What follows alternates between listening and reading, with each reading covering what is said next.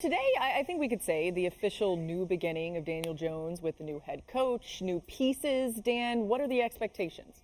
The expectation is for him to have the type of impact or somewhat similar to the one that he had on Josh Allen. And that's going to be a difficult challenge for Brian Daboll when it comes to Daniel Jones because they don't have the pieces in place that they did for Josh really from the second, third, and fourth year. If you look at the main thing that stood out for Brian Daboll and what they tried to do schematically for Josh Allen was they went with that 10 personnel, one back, 0 tight end, 4 wide receivers. Now look at the difference between what Josh has had under Brian Daboll and what Daniel Jones has experienced the last 3 years. The Bills ran the second most 10 personnel. Again, no tight ends on the field, spread out. Second most over the last 3 years. Daniel Jones has never taken a snap in 10 personnel in the last 3 years. So immediately my thought is, how much of that is Brian Daboll going to bring over for Daniel Jones? Because it did help Josh Allen. Yeah. It did spread the field out. It did simplify some of the stuff pre-snap read-wise. It did give him some space to go create. So how much is Brian Daboll going to implement that? The challenge is this. Daniel Jones has got 36 fumbles in his career, 36. 25 of those are within the pocket. When you play in 10 personnel, you're going to play in the pocket a lot as a quarterback.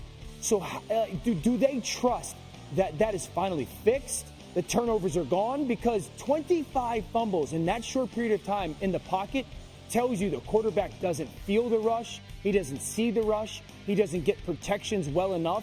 That's the big hurdle that they've got to jump with Daniel Jones under Brian Daboll's tutelage. I think Brian Daboll has to realize it's tough to just try to carbon copy something. I understand the words you're talking about with 10 people and all of that. I mean, defenses see 10 personnel, and what they see are just 5 blockers. Yeah, so here comes the rush. Here comes the pressure that he may experience. Brian Daboll had a lot of success because he had Josh Allen at quarterback. And, I mean, you could run a lot of things, Dan, with that. I mean, no doubt. You got Josh Allen, and you got a defense that can help you out a little bit, too.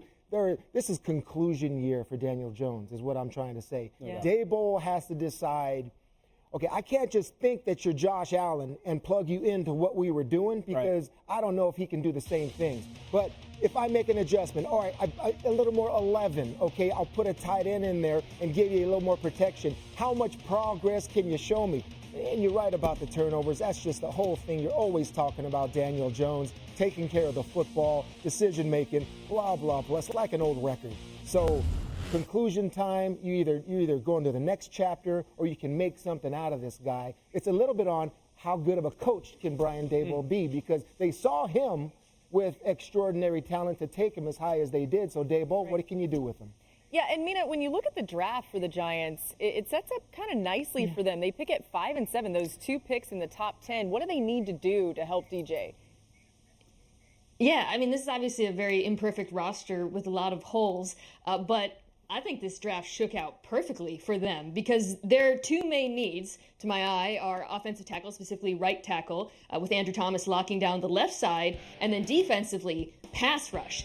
Both of those positions are top-heavy in this year's class. So you could see them at 5 grabbing a player like Evan Neal out of Alabama who played right tackle, and then at 7 having their choice of, God willing for them, Kayvon Thibodeau or Trayvon Walker if he's available there, or Jermaine Johnson. This is a defense that ranked 30th in pass rush win rate last year. So I think what you have is an opportunity not only to build around Jones, but grab some young core players so that if you do move on from Daniel Jones, you have the talent for the next quarterback.